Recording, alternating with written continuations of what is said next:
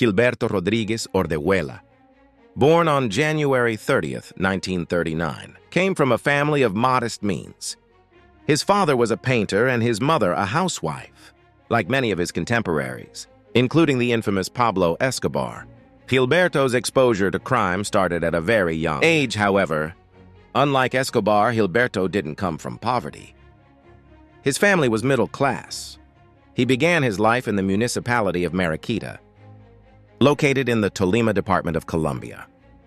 When Gilberto's younger brother, Miguel, was born, their parents made the decision to relocate to the city of Cali, the capital of the Valle del Cauca department. The family seemed to be doing well, but things soon took a dramatic turn when, without warning, Gilberto's father left the family.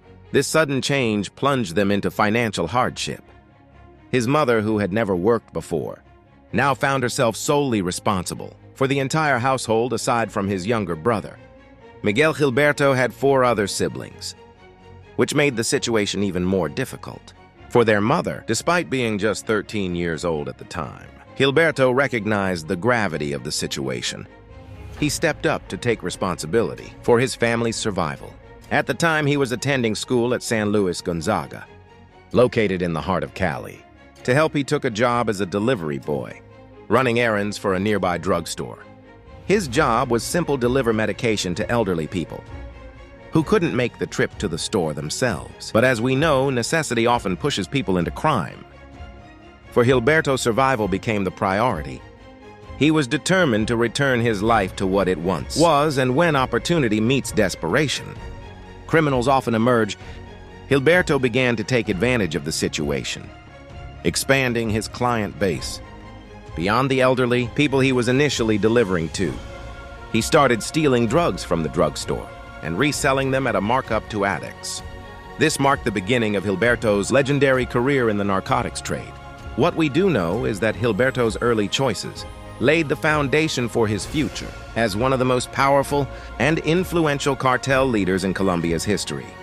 By the time Gilberto reached his 20s, he had managed to open his own drugstore, and alongside his brother, they eventually became business partners in one of the largest, most corrupt, and most influential drug cartels of the 20th century. By the 1960s, Gilberto had acquired a chain of pharmacies that pushed the limits of the law to maximize profits. He was in his 30s and already wealthy, yet in his mind he wasn't rich enough. Gilberto's ambition was boundless. More importantly, he had a plan, one that would eventually transform him and his brother into the powerful leaders of the Cali cartel, a multi-billion-dollar cocaine empire.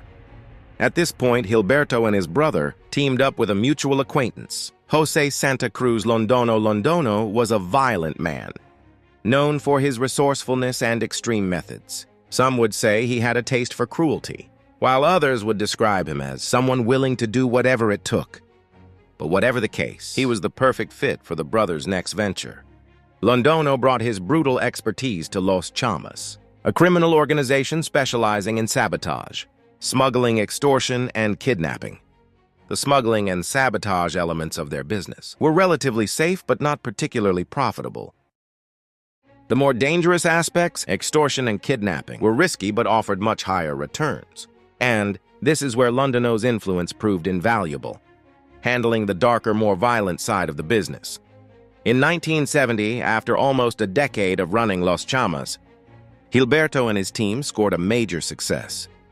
They kidnapped 2 Swiss nationals who were related to a diplomat in Cali and demanded a ransom of $700,000. The family paid up, and the money they received became the launching point for what would eventually become the Cali Cartel. By 1975, the Cali Cartel began its rise. The 1970s were a pivotal decade for the global drug trade, particularly for cocaine, which became increasingly popular and lucrative.